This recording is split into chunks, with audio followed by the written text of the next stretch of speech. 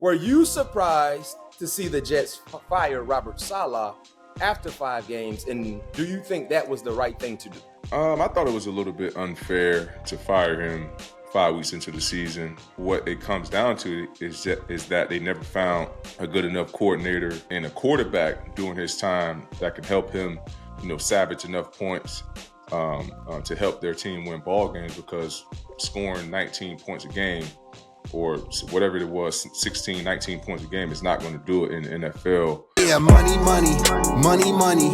that funny? I got haters, yeah, they watching, but I know they love me. Money, ain't that funny? I got haters, yeah, they watching, but I know they love me. Riding around the city, plastic cup of C-Rock, bigger and I'm blacker, I am on that Chris Rock. Ladies and gents, welcome back once again. Yours truly, all things covered, with another jam-packed episode. We got the legendary future Hall of Famer. Let's go ahead and manifest that right now. Pat Peterson. I am the mere mortal, BMac, Bryant McFadden, coming to you live from the All Things Studios. As you see, our surrounding areas, Pat P is where he is, I'm where I am, but it's our studio, baby. We got a big-time show. Pat, man, how you feeling? How you doing, man? What's good, man? How you ready? You fired up? Yes, sir. I'm feeling great in yourself, Matt. Got a lot to talk about on this wonderful Hump Day Wednesday.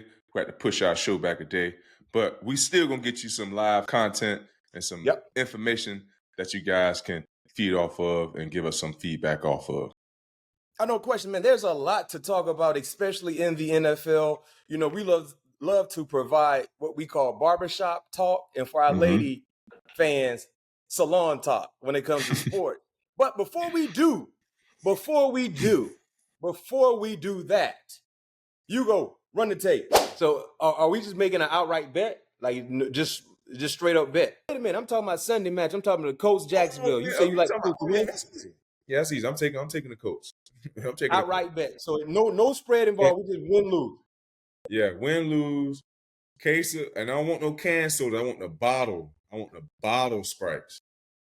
Don't go to Publix or Winn-Dixie or whatever grocery store that you shop at.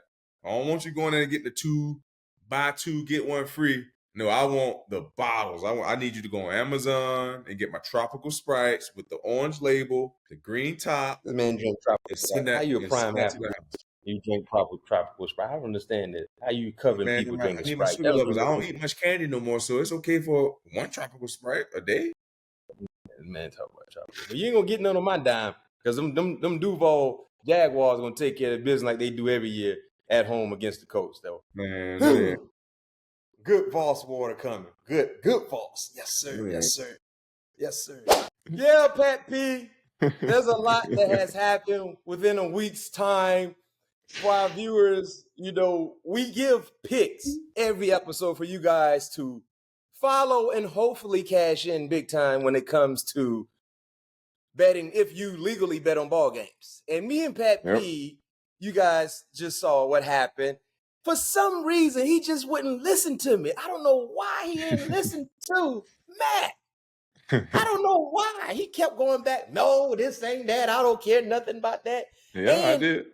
Yeah. We had our own personal wager. For you guys that don't know about Pat, he's an exceptional athlete. He's been that way his entire life. But this man loves tropical Sprite. Like, how can you be a top tier cornerback drinking tropical Sprite one a day? That's his routine. Hey, man. No injuries, man. No injuries. Yeah, like Mel Blunt said, if you eat rabbit, I guess you need to drink tropical Sprite to preserve your body, right? Yep. He likes tropical Sprite. I like water. This motherfucker don't miss. And we put a wager on it. You guys saw what happened. In the heat of battle, I he am don't the miss. champion once again, Pat P. And you just didn't listen to me. I told you the trend is your friend, And I know you was watching the Jacksonville game like. I was. If somebody could freaking cover Brian Thomas, golly. He's an LSU guy. I know he is. But hell, I had a bet on this game. I wanted some tropical Sprites, man, to bring in the fall. Oh man, and do you drink yours cold or you like yours room temperature? Ice cold. Almost like when it's that slush. That's when it's the best. I put it. So I got it down to a science. I put it in the freezer for 37 minutes. 37 minutes, all you need. Gucci. Well, Try it out. you won't be getting any on my dime. Jacksonville Jaguars won I will soon 37-34. though, because I'm ready to make another bet this week. Well, whatever you want to do, whatever you Yeah. want to do. I'm Yeah. rocking. I'm ready to rock and roll. And I told you, I said, Indy, they do not win in Duval. I tried to tell you. Man. I tried to tell you. 2014 is the last time the Colts won in Duval, and Yeah. I don't care nothing about that and this and that. I mean, Trevor Lawrence, he got a nice birthday gift. It was his birthday. It was only right that he played out of his mind. I mean, it was only right. So yeah, thank you. I appreciate you, Trevor Lawrence. Happy birthday, Trevor. Happy birthday and a great Peterson. game. I got some good water too. Pat P. He like the high class stuff. So I expect the same thing when it comes to my bet. High class water, the good water. And do your waters ever show up? Do your waters ever show up to your door? No, yeah, they show up. Oh, yeah, they okay. show up. All right, Taste out and everything. Yeah, no question, no question. Cool. But Just outside of that, guys, Pat P, I know you've been monitoring the NFL headlines. Every week it seems like the NFL, they're just taking over all the headlines before we actually get to game action, starting first game Thursday night. Mm-hmm. Big news in the NFL. I know you guys have been talking about it. I know everybody's been trying to figure out what's going on. The Jets fired Robert Saleh 5 games into the season. Now, I have my opinion, Pat P. I want to hear yours. And of course, for our viewers checking us out here on All Things Covered, hit us in the comments section. Were you surprised to see the Jets fire Robert Saleh after 5 games? And do you think that was the right thing to do? I thought it was a little bit unfair to fire him 5 weeks into the season. For the Jets, they hired him to be a defensive, guru. That's what he is, right? And his defense has always been top 10 every single year. They probably, I don't know what they're ranked right now, but I know they have been a little bit, up and down throughout the season. But for the most part, they had one down game. That first game against San Francisco. Outside of that, they've been playing pretty good football. Yeah. So, and what they're known for is their defense, and they continue to play great defense. I think what it comes down to is that they never found a good enough coordinator and a quarterback during his time that can help him, salvage enough points to help their team win ball games, because scoring 19 points a game or whatever it was, 16, 19 points a game is not going to do it in the NFL. And that's not a recipe of winning football, So I thought it was an unfair fire.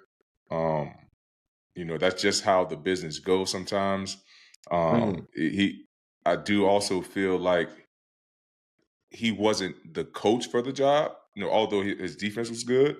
But I just to me, I just feel like that job was a little bit big for him. But the Jets just did what the Jets do, So if the coach is not doing a good enough job in 2-3 years, they're moving on to the next. Yeah, and Robert Saleh, I think he was there 3+ years with the Jets. He had an overall record of 20-36, and of course 2-3 this season.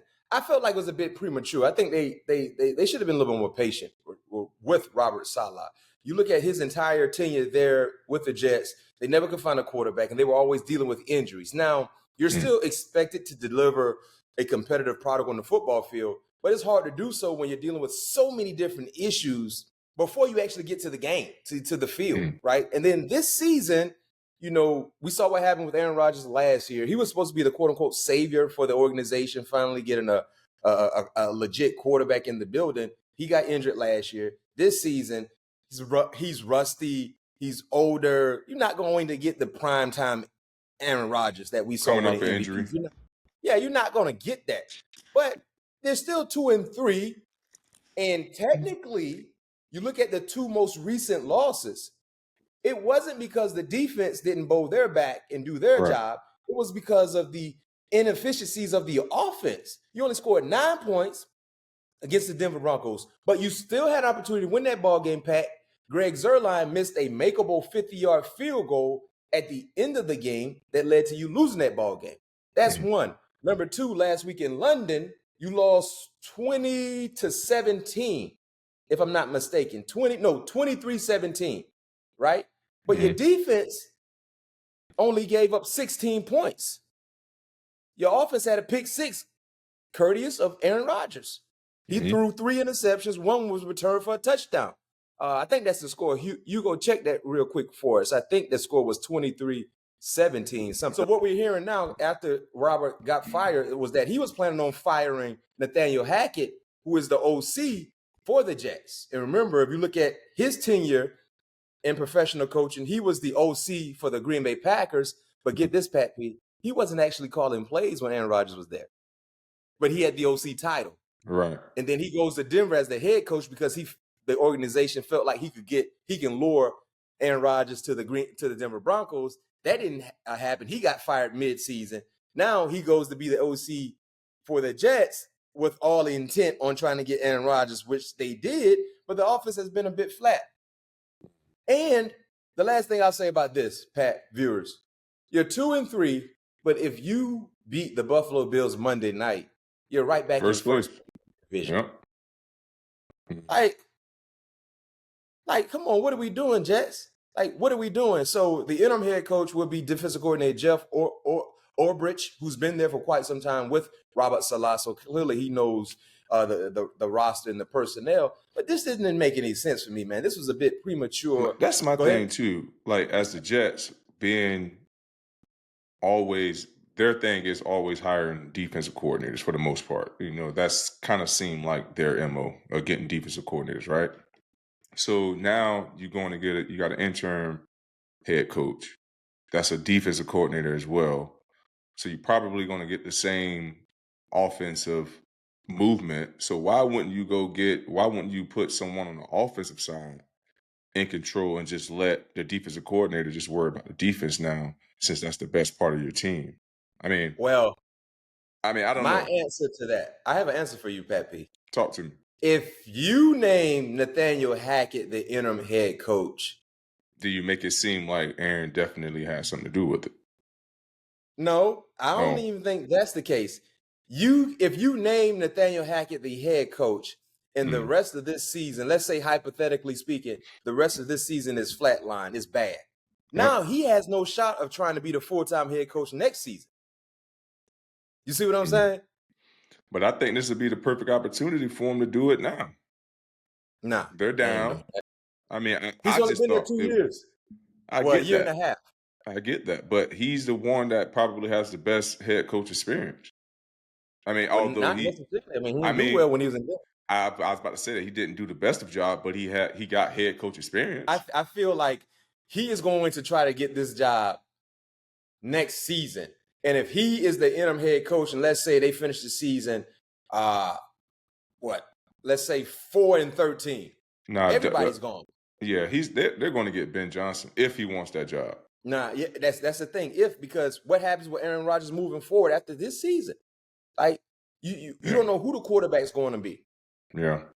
And what we're seeing right now in Aaron Rodgers in 5 games of play, he doesn't look the same. And we're not surprised, but heck, one thing you always could hang your hat on with Aaron Rodgers is playing clean football, not turn the ball over. Now he's turned the ball over. Yeah. We've never seen that associated a lot in his game. That's something he's always been good with. And then the Jets, man, think about this. Hassan Reddick still hasn't reported to the organization. Yeah. Like, that's the guy you traded for. You gave quality draft assets for, and he still hasn't reported. We don't even know if he ever going to report. Nah, it don't look like he is. Yeah. Like, why would he?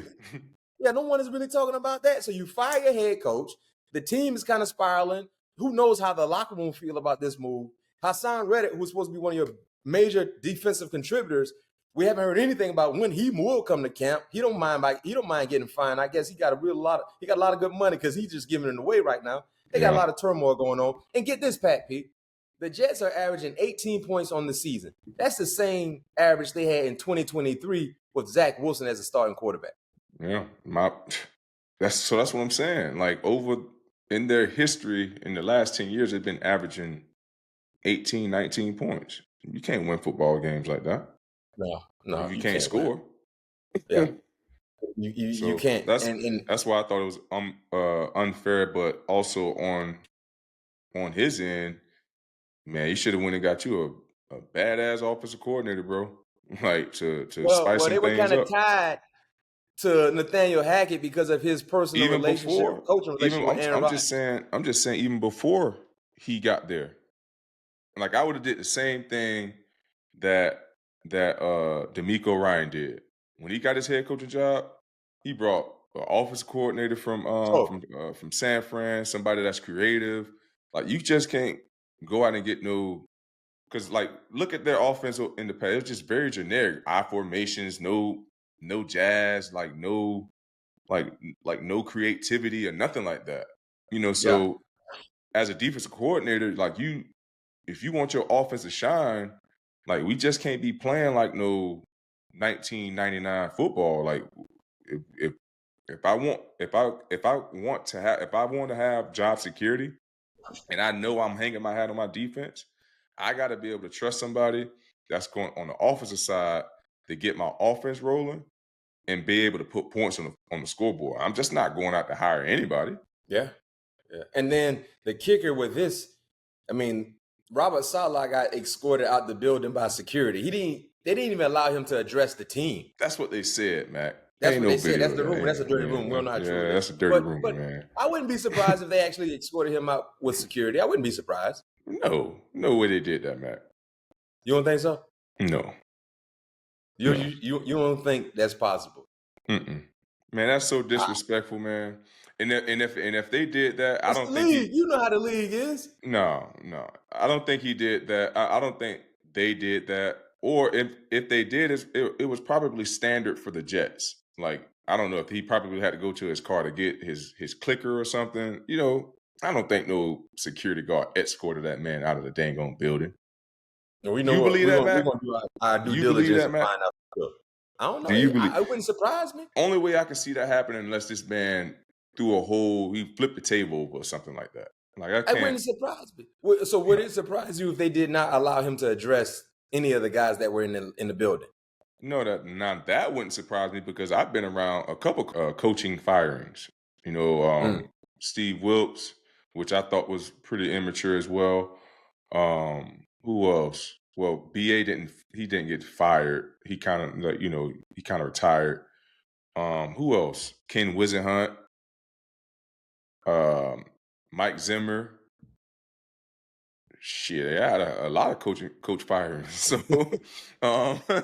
So yeah, those guys never addressed the team. Only a team address that we got was from Coach BA. Because like I said, he didn't get fired. He kind of was stepping away. Okay. We have some exciting news for all of our listeners, all of our viewers, all of our fans.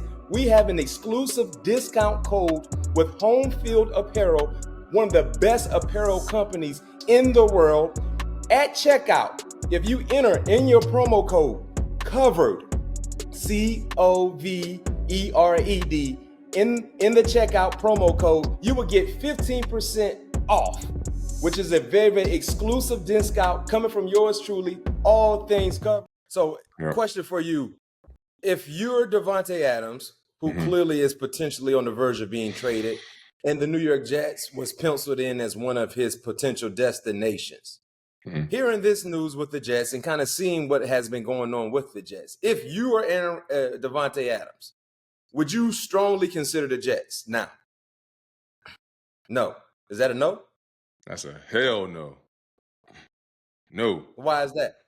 Man, if I'm doing Davante Adams, my hamstring hurt for the rest of the season. How many years you got left on his contract? Maybe 2, I think. Yeah, my hamstring hurting the rest of the year. Let everybody, gather their chips back up for next year and get traded next year, man. That ain't it. If they trying to trade him to the Jets, I mean, I think that's one of his destinations. You know what I mean? So, I take that X back. I take the X back. I think I kind of like the Jets now. Because if the Jets able to win this ball game against the Bills, they got the Bills this week, right? Yeah, Monday night. Yeah, if they're able to win this ball game against the Bills, like you said, they're right back in it. And that division right now is struggling. So it's the division is theirs, to take. But then again, man, the offense still seems stagnant. Still missing blitz assignments, blocking assignments. they just don't seem like a well-oiled machine. And that could be, a lot of with Aaron Rodgers still trying to get his feet up under him. It can be, he don't have a certified number 2. The running game is not working. It could be a combination of things. But if they're able to win this ball game Monday, they're right back in first place. Their division is wide open, and they are in desperate need of a number 2 threat from Garrett Wilson. I kind of like this trade now. Now that I had to process everything that was going on, I do like the trade now. For the Jets. Teams really want to try to get Devontae. If I'm Devontae, I want to go to Kansas City. Send me to Kansas City. But Kansas City not going to. I'm telling you, Oakland. I know. Yeah. I mean, you mean the Raiders not going to do business with Kansas City? I mean, yeah, send the Raiders me to Kansas City, not going to do or send me to Buffalo. Yeah, Buffalo will be a good spot because they need a receiver too. He'll go there and be a bona fide number 1 out the gate. And the reason why I say Buffalo is because if you go to Buffalo and you still hold on, Matt. Here's my thing with Buffalo. Sorry to cut you off. You got it. Their offense, though, I don't think that offense. I mean, I guess they can put them in the, because they got a little slot receiver now. I feel like the offense is a little bit too vertical for Devontae, too vertical. And they throw Josh Allen. He throws a lot of off rhythm passing. I just feel like that won't be what Devontae is used to. Like, so he's gonna have to work more, is what I mean. There was a lot of off rhythm passes when he was with Green Bay. When Aaron used to buy his time in the pocket. Yeah, and that's also when he was 7 years younger. Yeah, but I'm saying, but Josh can give you whatever it is you want as a pocket passer or a guy that's improvising. But two, if you're Devontae, if you get traded to a destination, you want to make sure you got stability at the quarterback moving forward. Mm-hmm. We don't know if Aaron Rodgers is going to play in 2025. Yeah, true. Right? Yeah, Josh ain't going nowhere in Buffalo. Because I don't know the terms of Devontae's contract off the top of my head, but let's say he has another 2 years, this year, next year. You go to the Jets, who knows where they might be? They might be back in the bottom of the closet, the quarterback position. Mm. Yeah. So I think that's something he has to factor in. But you want to go someplace that can win, and you know this, Pat P. If you ain't got no quarterback, you ain't got no old line, it don't matter. Yeah. It don't matter. You know what I mean? So I guess time will tell. But one thing we do know, Devontae's not playing this week. They already stated he's out. He's not playing for the Raiders no more. He's not playing no more. Game, he's out. Yeah, so we don't know when he will be healthy. I guess he won't be healthy until he gets traded. So let's see. Yeah. But that's the Jets' life for you. Everyone thought the Jets' trials and tribulations would be over this season with a healthy Aaron Rodgers. But the Jets continue to do Jet-like things and give their fans high blood pressure and just annoy them year in and year out. Early. Sorry, you got time. You got time.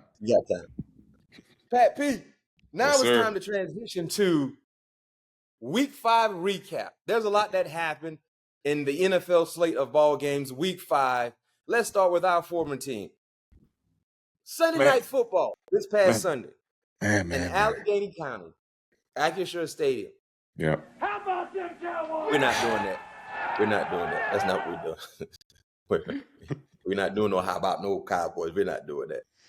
Well, you talk about one of the more disappointing losses, bro. Very. Come on, man. Pittsburgh Steelers hosting the Dallas Cowboys Sunday night, loses 20-17. Pat P, what did you see? What did you see? Man, I saw a team that wasn't able to run the football.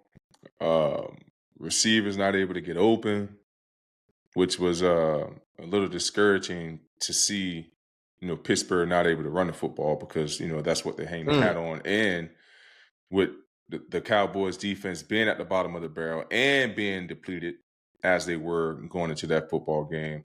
That was very discouraging. And that last drive, man, well, when the Cowboys actually, the drive to pretty much win the ball game for them, leaving them 2 seconds on the ball on the play clock. I was definitely looking for someone to make a Steeler-like play. In those moments, at least when I was there, we always called upon Mika and TJ to pretty much go and close out the game. And they weren't able to get the job done, although it was very, very close with some boy E-Rob. Landon Robinson making a heck of a play on the goal line, almost turning the ball over back to the Pittsburgh Steelers to help potentially helping them, win that ball game. But yeah, just my takeaways were the Steelers not able to run the football, and that last drive not able to make a play to get off the football field. Hey man, I echo that. It was so disappointing that we could not run the football like we thought we could do. And two things to that. We really missed Jaylen Warren and we missed Cordell Patterson in the backfield because those guys run differently than Najee Harris. Yeah. Jaylen Warren, 0 to 60 is different. He gets there right now. And Cordell Patterson just has the uncanny ability to get positive yardage. Those guys they have a different style. And I think when we not having those two backs in the lineup really hurt how we can run the football. That's number one. Number two, to your point about defense not making a play in that last drive, they were tired. Yeah. They were tired. They were tired. They were fatigued on all three levels. And losing Herbig in the second half, I think it was. Remember, Herbig was filling in for Alex Highsmith Jr. Yeah. So you already had the backup filling in for the starter. Oh, by the way, Herbig, his production is not backup worthy. His production is starter worthy. He's starter. Yeah, he's starter worthy. Him and TJ was doing a hell of a job putting pressure on Dak Prescott. But then when you lost him, now you're going down to your third outside backer who was, quote unquote, not supposed to be a legit contributor in the ball game, but because the untimely injury to Nick Herbig, now it's like your production definitely drops. And then all the attention focuses on TJ. Go back to the last play, right? Look at the time that Dak Prescott had. Yeah. They wait for Jalen Tolbert to run a drag from the opposite side of the football field to the other end and hit him for that touchdown pass. I'm telling you, Herbig would have been in the lineup. He wouldn't have had that amount of time. Trust me. And then the last thing I'll say, the two things I'll say. Offensively, we lack playmakers. We ain't got no playmakers. Like our best playmaker in the passing game is George Pickens, but we don't see him. He don't get his targets, and we're not seeing that relationship between George in the passing game where he's getting opportunities. And when you look at other offenses, like how is it that Minnesota, they're always able to get Justin Jefferson the football and he catches it? They draw up plays for him. Like we know they're gonna double him. Right. But he's always involved. Like when you look at Nico Collins, the leading receiver in the NFL, he's going to get extra attention, but he's always involved in the passing game. Before A.J. Brown went out, Philly, they're going to get him involved. Why can't we get George Pickens involved, regardless of what he's seeing in coverage? That's number one. We lack playmakers. And number two, the last thing, if defensively, Pat, me and you play defense. If we're at home, we force 3 turnovers, 2 of which happen in the red zone when they're about to score. And we block a field goal attempt. We got to find a way to win. That game got to be ours. That game should be won. Yeah, that game should be won. That game has to be ours. And I know the last drive is something that we are talking about. It shouldn't even came to that last drive when you have 3 turnovers, 2 in the red zone, and we blocked a field goal by one of the more accurate field goal kickers in the league right now. And we still have to find a way to get us off of the football field. They got to find a way to get it done because the last 2 losses to the Colts and to the Cowboys should have been wins. Point blank. Yeah. Point blank. Now you're really going to get in the meat and potatoes of your schedule, and that little cushion you had in the AFC North, them Baltimore Ravens. I told you. I told you 2 weeks ago. They playing some good football right now. Listen, so we got to stop. The Steelers got to stop playing with their food, man, and just don't allow these teams to surface and hang around and hang around and hang around, especially when we don't have the offensive efficiency like some of these teams have. And Right. I'll ask you this question, and we'll move on to the next game. We're hearing that Russell is ramping up his practice, reps. Mhm. So he's getting closer to being healthy compared to what we've seen in weeks past. If Russell is healthy, I'm not saying you play him this week because I don't think he's going to get a full workload of prep for the Raiders. But if we lose to the Raiders, Pat P, do you make a quarterback change? Yeah, they're going. If we lose to the Raiders, I believe this is when the quarterback change will come. I just feel like if Justin was able to play a little bit better, like the scoring drive that he put together more consistently throughout the game, we will be. They will be better off. They'll be more comfortable leaving him in there. But like when your leading receiver is Najee Harris with 35 yards last week. Like you said, we can't find George Pickens anywhere. The quarterback can't find George anywhere, which is one of the more dynamic playmakers on the offensive side of the ball. Now you just have to find if the quarterback who we have in there can't get him the ball. Now it might be time for the change and put the veteran in there who have experience of giving, playmakers like George Pickens the football. Yeah, I mean, I don't want to feel like how most fans felt last season, whereas like the offense is just so stagnant and we're not getting production from the quarterback. Right. But the last two ball games, last game for sure, because Justin played fairly well against the Colts, but we didn't win. But last game, like our offense, we need a little more. Yeah, and playing against that defense has been giving up a lot.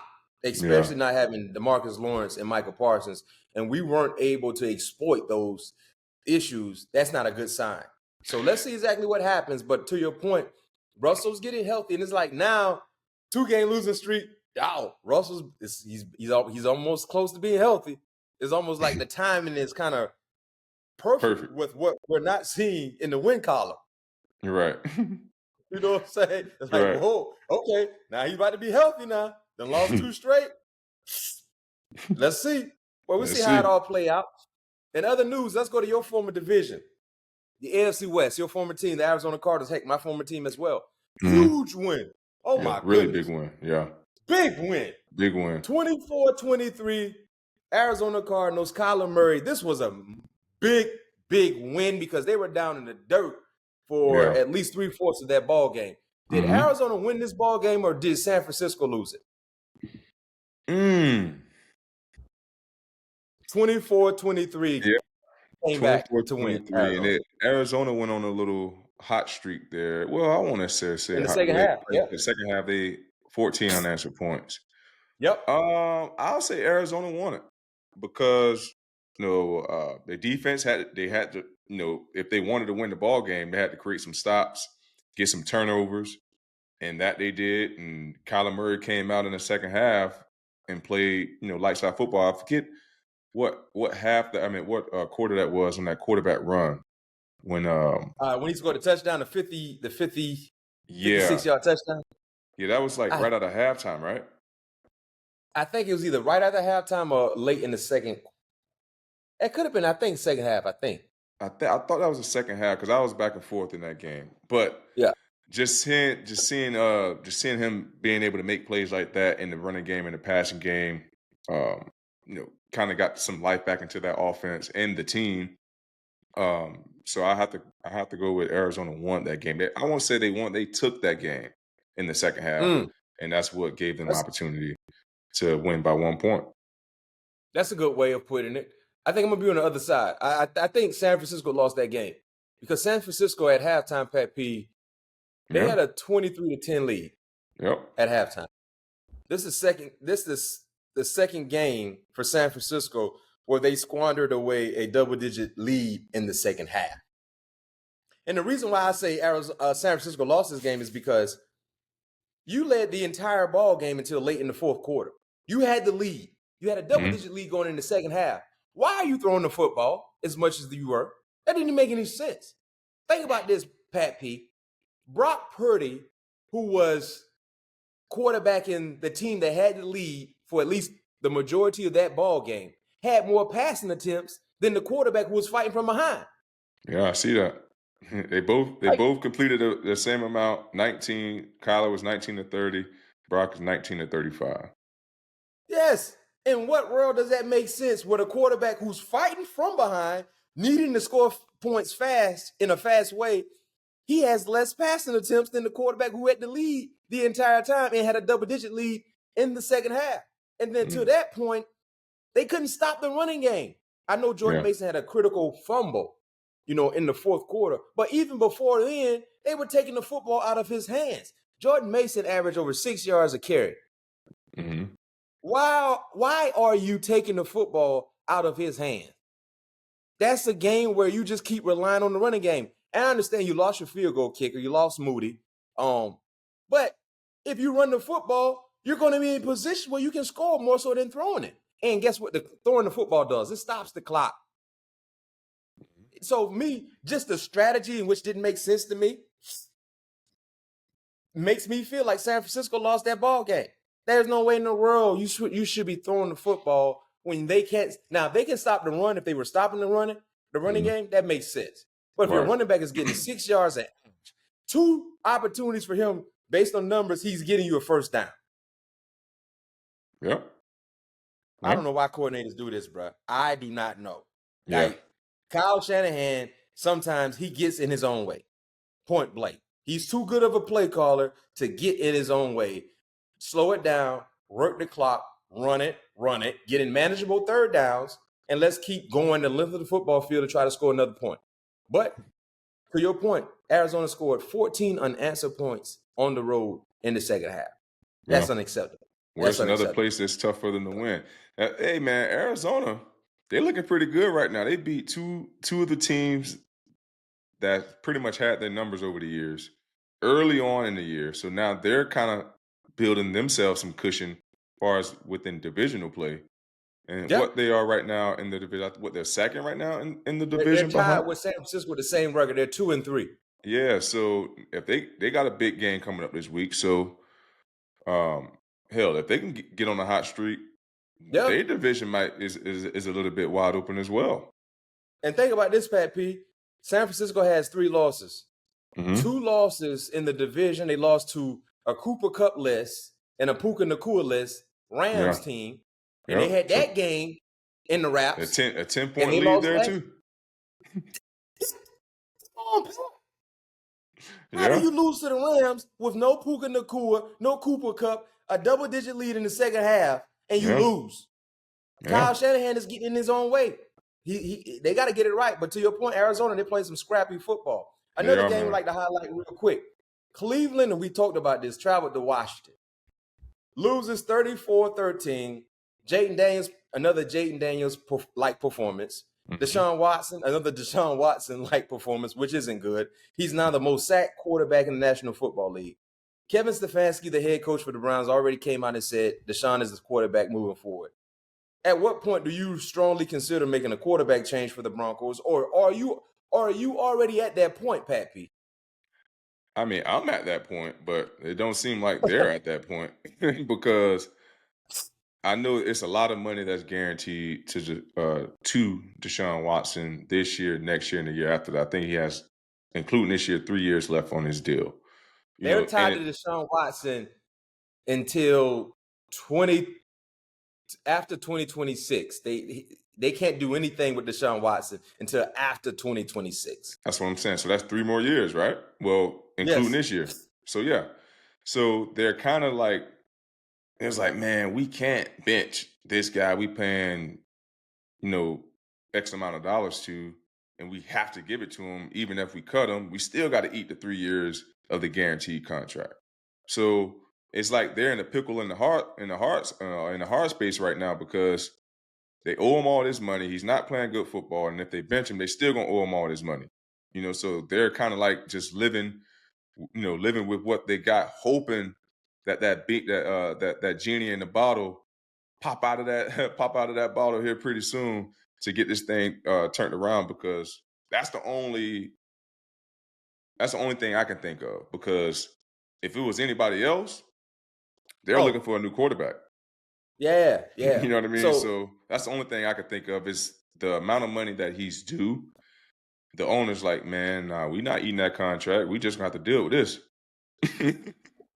If I'm Kevin Stefanski, though, I try to change the dynamics of our team, and I would start Jameis Winston. And the reason why is because everything that you laid out is dead on point. But you might not be the head coach to see those things play out if you don't look competitive this season. So for Kevin Stefanski, the hell what the organization talking about with this money. Hey, we had to pay him last year and we couldn't play him because he was hurt. So we had to play a backup and we won. Right? So if Kevin Stefanski keeps riding with Deshaun Watson and he ain't gonna be there next year, he's going to get fired for sure. Yes. So if 100%, my job was on the line, Deshaun, you good regardless, because you can look bad and they still gonna pay you your money. We know that for sure. Jameis, let's see, can you give us a spark? Yeah. I'm sorry, because they won without Deshaun last season, Pat. Yeah, I know. I was in that division. Yes, they won without Deshaun Watson last season. Nothing is going right. I understand the offensive line, they were dealing with injuries. Yeah, offensive line can't block for them, but yeah. They can't block. But we said the same thing about Carolina, about how bad the offensive line was. They made a quarterback change the very next week. The offensive line looked better. Yeah. Only for that 1 week, though. Only for that 1 week, but they gave him hope. They gave him a little hope. They ain't had no hope. They gave him a little bit. So for Kevin Stefanski, he keep on this. No, yeah. All right, Kevin. They might. And he better pay attention. We just saw one coach get fired already. Yes, sir. Yeah, we did. Hey, so the writing's on the wall for everybody. For everybody. So if Kevin forget talking about, I got to try to save my job, and I got to try to do what we did last year with Joe Flacco and with Dorial Thompson-Robinson, or whoever stepped in the lineup for Deshaun when he was injured. That's the thing. How do you win games without Deshaun Watson last year? Look real good. Get in the playoffs. You got him this year. You can't do nothing. Like crazy. So it's time to make a quarterback change. Yeah. Other headline news, real quick. Minnesota Vikings still undefeated. We talked about them beating the Jets. Kansas City still undefeated. They took care of business against New Orleans, 26-13. Denver looking real good. 3 straight wins for the Denver Broncos, 34-18 Raiders. The Giants, another surprising win on the road, 29-20 against Seattle. Chicago, Caleb Williams is looking real good. He's really getting comfortable in his role. Took care of Carolina, 36-10. And Bills, Sean McDermott, questionable game management issues towards the end of that ball game led to a 3-point win for the Houston Texans, 23-20. Those were some of the more notable games. Minnesota, they're on a bye. The 2 undefeated teams on a bye this week. Kansas City, Minnesota. But it should be another entertaining NFL weekend in week 6, and we will have that for you guys as well. Pat P, we both love college football. Before we got to the NFL, we had to make a stop in the college ranks. And last Saturday, man, week 6 was unbelievable. Week 6 was supposed to be the calamari to that Colby State for this weekend of games. We look at the ranked matchups that we have for week 7. But week 6 was super entertaining, surprising as well, because there were a lot of upsets. Some of the notable upsets that happened in week 6. College football fans, here we go. Missouri went to College Station, went in as the 9th ranked team in the land. They left not being in the top 10 anymore. A&M, 41-10. A&M was ranked 25th in college football, took care of their business easily against Mizzou. A&M is playing some real good football. Coach Elko really has his team believing, and they look much better than what they looked early in the year when they lost to Notre Dame. Another upset, USC traveled to Minnesota and basically got Big Ten. Stopped the running game once again. Minnesota, who was unranked, beat USC 24-17. Huge win for Minnesota. USC is currently out of the top 25. They went into that ball game ranked 11th. Tennessee, SEC matchup. Tennessee went to Arkansas. It's something about Tennessee when they play in Arkansas. Those same trends that I told you about, they always stand true. Came in to the game number 4, left outside the top 5. Arkansas 19-14. Another upset. Number 10, Michigan traveled to Washington. Now, Michigan already had issues throwing the football offensively. They showcased again, lost to Washington 27-17. And the biggest upset of the first quarter of the college season, Alabama, after an emotional win the week before against Georgia, traveled to Vandy, a place where Coach Saban said was I don't want to phrase it this way, but I'm going to just paraphrase it, one of the more easier places to play in the SEC. Bama went to Vandy. Oh, you know that? You know that too? Yeah, he wasn't lying. You ever lost at Vandy? No. Well, y'all been bullying the Vanderbilt Commodores for too long, and they got tired of it, Jack. 40-35. That was one of the bigger upsets I think we might see. I know Northern Illinois beat Notre Dame earlier this year, which was a huge upset. But looking at how good Bama looked with Jalen Milroe to lose by 5 points, I mean, they never led in this game. Yeah, this was the biggest upset of the week for sure, 100%. Yeah, ain't no question about it. That was, and for all the individuals that had different parlays assembled, it's safe to say if you had any of these favorites in your parlays, your parlay was disco dead early. Disco dead early. Now, this weekend, we got some major heavy hitters again. Texas, number 1 team in the land, traveling to Oklahoma, they're 18th. Ohio State, number 2 in the land, traveling to Oregon. And I know a game that you got penciled already, even though it's not the biggest game of the weekend. Ole Miss at 9, traveling down to LSU, Baton Rouge at 13. This is a major game for your former school, Pat P. How you feeling about this game? I feel really good about LSU. Yeah, I feel really, really, really good about this game. So I'm excited to see my Tigers lace it up. If I'm not mistaken, I think it's at night. Yeah, night game. We caught our groove. And going back to USC, that's just going to show that was a bad loss for us at the beginning of the year. They just caught us at the wrong time. So congratulations, USC. But we also still had a bet too about the best finish. So we kind of even on the sprites in the waters now, right? What are you talking about? Best finish? What bet? No. I said we're kind of even on the bet because we also had a bet on who was going to make it furthest out of our 2 institutions. Well, we didn't say what we bet. We said we would bet. We didn't make it. We didn't. Man, you know what the bet is always. It's always waters and sprites, man. No. We got to verbalize this, Pat P. Now, you can't just woos me now. We didn't verbalize nothing. We didn't confirm nothing, and we didn't verbalize nothing. We said, we bet, but we didn't confirm what we were betting. I think we did, but all right. Whatever. You know what Coach LeBeau told me one time I blew a coverage in practice? What did he say? He said, BMac, what you was doing? I said, Coach, I thought we was in cover 3. He said, in this business, I thought would get me and you fired. You better know. Yeah, you got to know. You definitely got to know. You got to know. Yeah. But now that's a big game for us, though. That's a big game for us, though. Huge game. Question. Garrett Nussmeier, man, has been playing lights out.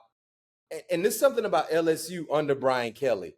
They always get off to a slow start, it seems like, especially week 1, when you talk about losing week 1 and then rectifying all their woes to kind of get things rolling at the right time. This is a prime opportunity for LSU, man. And I'm going to tell you this much, Pat P. We got to remember, with this realignment in conference play, there's no more divisions.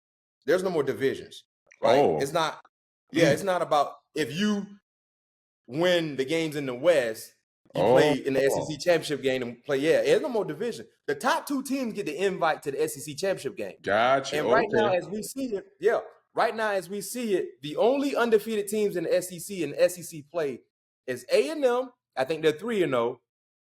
Texas And who was the last one? There's only 3 teams undefeated in the SEC right now, which is That's big super news. important. I did not know that. I said I did not know that. That's big news. Oh yeah. You know that's how big news. SEC West and the SEC East? Yeah, so it's the That's top no 2 longer. teams regardless. Oh yeah, No, ain't no the top more. 2. So Mm, the only like that. undefeated teams in SEC, A&M, they're 3-0 in SEC play. Texas 1-0, LSU 1-0. Everybody else got a loss in the SEC. Everybody else. So now when you look at Georgia, they're 2-1, Arkansas 2-1, Mizzou 1-1, Bama 1-1, Tennessee 1-1, OU 1-1, Alabama, I said Mississippi 1-1. All of those teams have a conference loss. So for LSU, to your point, if they can win Saturday, they're 2-0 in conference play, and you look at the rest of their schedule, I have it here for you, Pat P. We got You have A&M next. Arkansas, A&M. You have Arkansas next on the 19th. Yeah. A&M, Bama, Florida, Vandy. You have all conference games moving forward. So you just got to find a way to finish top 2. Right. Yeah. In the SEC to go to Atlanta. That's it. That's it. And I'll say this much. My opinion is the top 2 teams that get to the SEC championship game, win or lose, they will go to the playoffs. Yeah. Win or I can lose. see that. Yeah, I don't see the committee leaving out the loser of the SEC championship game to a playoff spot.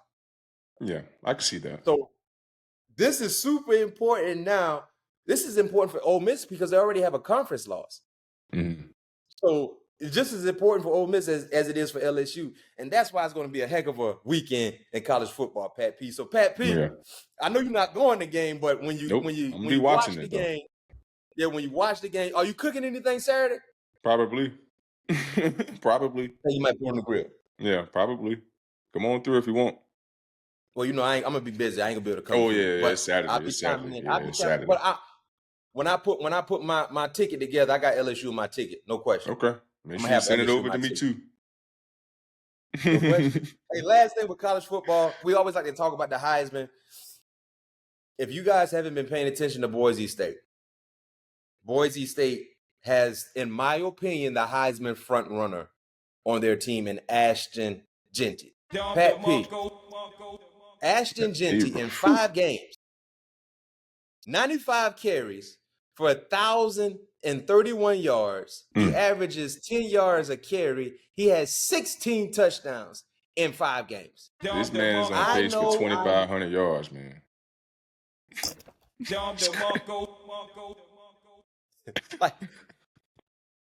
like on pace for 2,500 yards, bro. He on pace to have 32 touchdowns.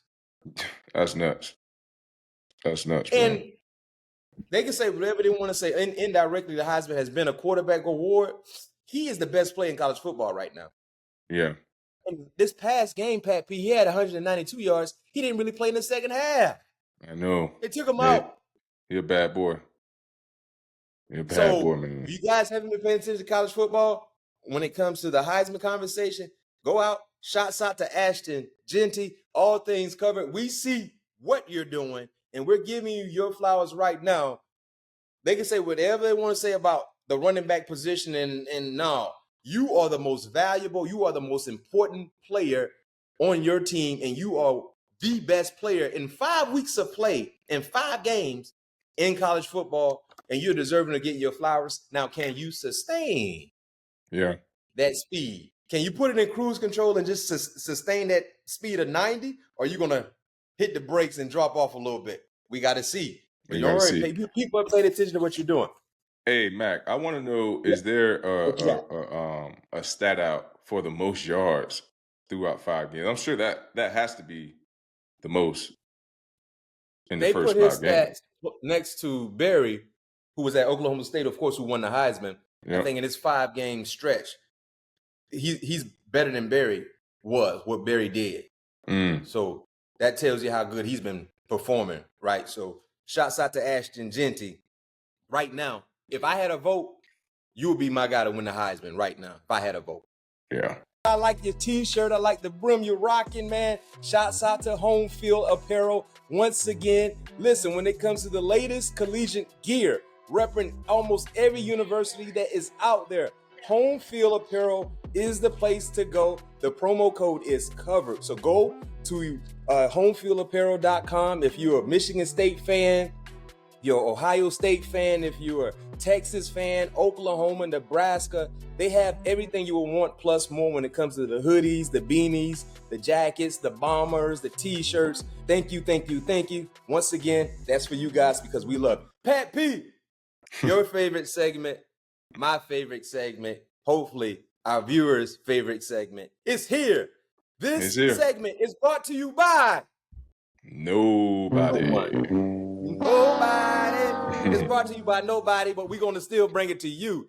The Strap of the Week Award. This segment, we talk about defenders who show up big time for their defense. And when it comes to the strap, of course, you see guys, when they make a play, breaking up a ball, catching an interception, they hit you with that strap. So with that being said, we have our strap here for all things covered. And our Strap of the Week award goes to no other than the great, newly paid, deservingly paid, Pat Surtain Jr. Yes, sir. Great game. Not only one strap, but he had two interceptions for the Denver Broncos. Oh, by the way, they wore those orange crush uniforms, their throwbacks, going back to the Elway era. Fire. Mm-hmm. They need to go ahead and just wear that every home game. And Pat Surtain, one thing I love about Pat Surtain, Pat P, the man dress code every week on point. You know, he ain't got that Revolution ugly helmet that a lot of guys are wearing in the secondary, which I can't stand that chicken coop. That chicken coop ain't gonna protect them from a concussion. You still gonna go to sleep. That's inevitable. It doesn't matter. You can hit the right way. I don't care if you got the double shell or the one shell. You going night. So if it's meant for you, you're going to sleep. You're going to sleep. It's inevitable, right? You go to sleep. But with Pat, man, the man dress code always on point. You saw him, the orange crush, man, he had the sleeves. He had the Deion Sanders, the white and blue joints. Yeah. The diamond turtles. No, I thought he had the white and orange ones. No, they were white and blue. They were white and blue. With the towel and the high whites, man, with a little bit of blue on them. Man, that's number one. You know, because you know how when you look at a DB, you got to look at the dress code first. You can't be on the football field, walked out there like the uniform man in the locker room. Right. You got your knee pads over your knee, hanging on your shin. You ain't got no tuck in your jersey. Like, I don't be liking that. Yeah. That's number one. But he always looked good. But let's set the scene, right? We're going to set the scene and break down exactly what happened in this huge strapping play for Pat Surtain, our Strap of the Week award winner. Now, second quarter action. 8:59. As you see there on your graphic on the picture, this is a huge opportunity for Denver and for the Raiders because at this time, Pat P, the Raiders, they're up 10-3. 10-3. They had an opportunity to go up 17-3 in the second quarter. So you're basically talking about this was a 14-point swing. Pat Surtain took 7 off the board and put 7 on the board for his team. So what you have here is the ball's basically on the 5-yard line, right? The Raiders, they're in 12 personnel.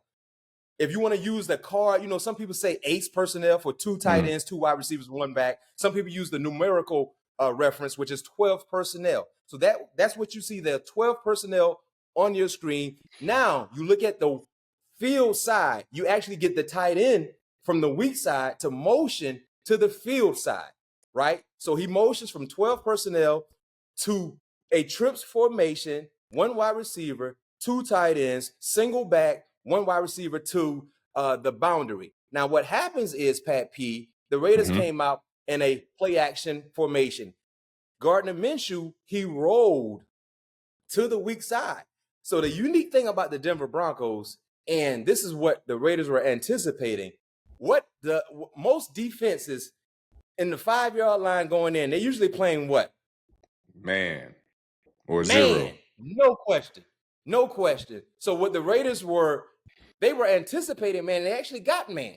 Yeah. But they did not anticipate Pat Surtain going into GOAT status mentally and just being able to dissect what the Raiders were going to do to put himself in position to pick off Gardner Minshew for a defining play for the Broncos in the second half. So what happens is play action to the strong side. Gardner Minshew rolled out to the boundary, and they basically ran a levels play to the boundary. So basically, the 3 wide receivers to the strength two of them ended up running to the boundary to the weak side that created a level. So you basically got a 9-7-3 concept, kind of a go corner flat route, 3 levels.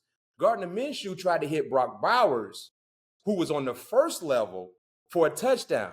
But what happened was who he had open. That's the thing. He had Pat Surtain was covering his wide receiver, but because he had vision. Right. Which who ran the wrong route too. Minshew, he ended up letting his guy go and jump the pass. Now, Gardner Minshew was a little too high on his throw to Brock Bowers, but Pat Surtain just basically made a play where he wasn't supposed to be. Right. And you can't account for that. I'm pretty sure you've done that 1,000 times in your career, making plays where you're not supposed to be. And technically, the quarterback ain't wrong. Right. But the great ones do this all the time. Just talk about what you saw in that formation. Oh, by the way, when he caught it, Pat P, the long stride, it was like a gazelle running down the sideline. It was like you wasn't going to get him at all. But just talk about what you saw, Pat P. Well, I saw pretty much everything that you saw, but going back to this setting the scene, like you said, it's 1st and goal at the 5-yard line. You know, the Raiders have opportunity to go up 17-3. To me, it looked like it was a bunch of miscommunication on that play, but that's not Pat's fault because it looked like Jacoby Myers runs the wrong route. Looked like they're supposed to be running crossers so Brock can be wide open, and Jacoby is basically shielding or, rubbing whoever that defender will be on Brock. I think Jacoby saw the defender drop out and he kind of tried to, backyard play it or whatever. And now he's in the way. And now Patrick Surtain is guarding him. Minshew throws a bad ball. Now Patrick Surtain is in the area. He gets a lollipop, takes it to the crib for 6. He put it up high so everybody can see it, so everybody know who has the football. And, man, that's like one of the greatest feelings in the world, man, a pick 6. And not only a pick 6, 100-yard pick 6, because there's not many of those in the history books. Hey, Pat P, what you like to say on our segment? He wanted to get in the paint to do what? Oh, hey, he wanted to get in the paint because it stank. And he wanted to see what it smelled like, baby. Hey, he smelled that paint, boy. It smelled good. Yes, Shout out to Pat Surtain Jr. You are our Strap of the Week award winner. All right, Pat P, we talked about the Week 5 recap in the NFL. Before we get up out of here, we got to make sure we put some knowledge in the minds of our viewers and potentially some money in their pocket. Week 6 coming up in the NFL. We got some big games. Let's start off Thursday night. Hold on, wait. What was our record from? We got to talk about last week. We tied. I know, but you still got to talk about what we did because it's gonna be a cumulative thing all year, right? So you went 4-2, I went 4-2, right? Yeah, and hold on, wait a minute. The only reason I went 4-2 because I just wanted to take a different pick on the Bills. Houston, I actually felt like Houston was gonna win, so I just did that just to do that, just to be a contrarian. All right. Man, that's your fault, man. Don't do that again this week. Don't do that again this week. Go ahead. All right. Call out these games. 4-2 last week. Week 1, I had one up on you the week before, so I'm still up 1 game. Yep. All right. Thursday night football. Here we go. Thursday night football. Who we got? Let me go. San Francisco traveling to Seattle. San Francisco is laying 3.5 points. I like Seattle. You like Seattle getting 3.5? Yeah. Hold on. Let me get my stuff up real quick. Right, here we go. Seattle, 49ers Seattle. Yep. Who you taking? This is a tough one for me, boy. 3.5. Divisional game. This is a must-win for San Francisco. No doubt about it. So I'm who taking you taking? I'm taking San Fran. All right. I got you right here. BMac. Next game. This is a major game right here. Houston? Baltimore traveling to Washington. Baltimore, they're laying 6.5. Baltimore, and they're traveling to Washington. Yep, laying 6.5. And then I like Washington. I like Washington with the 6.5.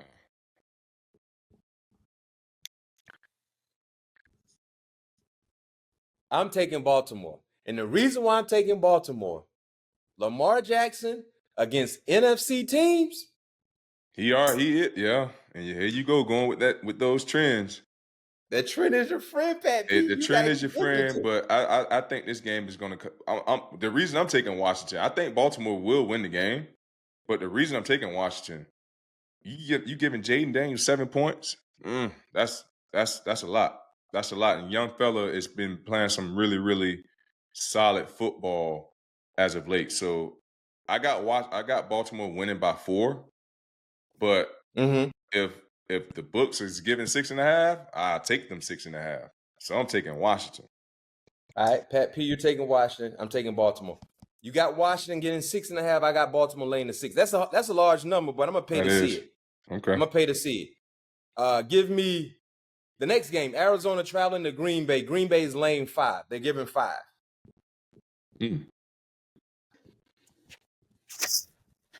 And where they going? They going to Green Bay? Lambeau. Oh, it's early.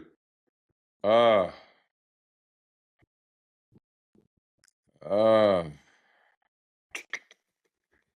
gonna go with the scrappy team, man. I'm gonna go with the Cardinals. Ooh. I'm gonna go with the You're Cardinals. going Cardinals? Getting 5. I'm going. Jordan Love is starting to really get in his groove. I'm taking Green Bay laying 5. Oh yeah, so we opposite all around today. Yeah, and you see what I'm doing. I'm rolling the dice. No, you're not. I'm rolling the dice. You ain't rolling no dice. You go first on this one then. The Chargers laying 3 to Denver. The Chargers laying 3 to Denver. The Chargers, they're coming off a bye. I want this Bosa playing. This is a good matchup. Chargers giving 3? Okay. Yeah, the Chargers giving 3. I'm taking Denver in this ball game. I'll take the Chargers. Okay. All right, next game. Pittsburgh traveling out to the Raiders. Pittsburgh traveling out to the Raiders. Giving 3 points to the Raiders. Pittsburgh giving 3 points to the Raiders. I like Pittsburgh, man. I'm not going. Yeah, I don't like nothing about the Raiders. No Devontae Adams for the Raiders, and we just got word that Christian Wilkins, the interior, the D lineman, who's been huge for them, he is out, so he won't be playing. I'm taking Pittsburgh. Pittsburgh can't lose this one. Man, they better. And they got to win so convincingly. They got to win so convincingly. All right, the next game, Detroit traveling to Dallas. Detroit laying 3 points, giving 3 points. BMac took Baltimore. I meant Pittsburgh too. So what's the last game? The Detroit going to Dallas. Detroit is giving 3 points. Man, Detroit. Oh, Dallas, boy, they pissed off. I like I know you probably gonna take Detroit too, but I like Detroit. Yeah. I'm taking Detroit also. Yeah. All right. You would. All right. The final game, Monday Night Football. The Buffalo Bills traveling to New York. God, dog. We doing all the games today? No. I just did all the major money implications. Right. Okay. Good games, because these are all the good games right here. So this is the last one. All right. Monday night. We gotta throw in Monday night. Yeah, I like Monday night. Buffalo traveling to the Jets. Buffalo, they laying 2.5. I know who I'm going. I'm taking the Jets. Yeah. Jets just fired their coach, and it's Aaron Rodgers' show now. Yeah. And he seemed to play better when it seemed like everything's going bad. So I'm excited to see this Aaron Rodgers when his back is against the wall, going up against a young phenom quarterback. And, he's not necessarily young, but he's younger than Aaron. Phenom quarterback and Josh Allen. So I'm going to take J-E-T, Jets. Right. Jets. So we got our picks locked and loaded for you guys. Hope you enjoyed the show. Can't wait to go over our picks and not to mention find out who will. Matt, what you got? I'm gonna go back. What? I'm gonna roll the dice since you say I'm going Bills. I'm going Bills. Okay. I'm going All right, Bills. tough guy. All right. Yeah. Got dog it. Yeah. Okay. You go Bills. All right. The Bills can win. I just don't need them to win by more than 2.5. They can't win by 3. Yeah. Let's All go. right. There you have it. Great show. As always, shouts out to all our viewers. Shouts out to Pat Surtain Jr. winning the Strap of the Week award as well. Ooh, can't wait to see Saturday. LSU taking on Ole Miss. Pat P. We'll be watching, cooking on the grill with the LSU gear on. Let's see if the Go Tigers can bring it home. Once again, Pat P, pleasure. Our fans, viewers, see you when we see you. Peace. Peace. Yeah, money, money, money, money. Ain't that funny? I got haters. Yeah, they watching, but I know they love me. Money, money, money, money. Ain't that funny? I got haters. Yeah, they watching, but I know they love me. Riding around the city, plastic cup of C-Rock. Bigger and I'm blacker. I am on that Chris Rock.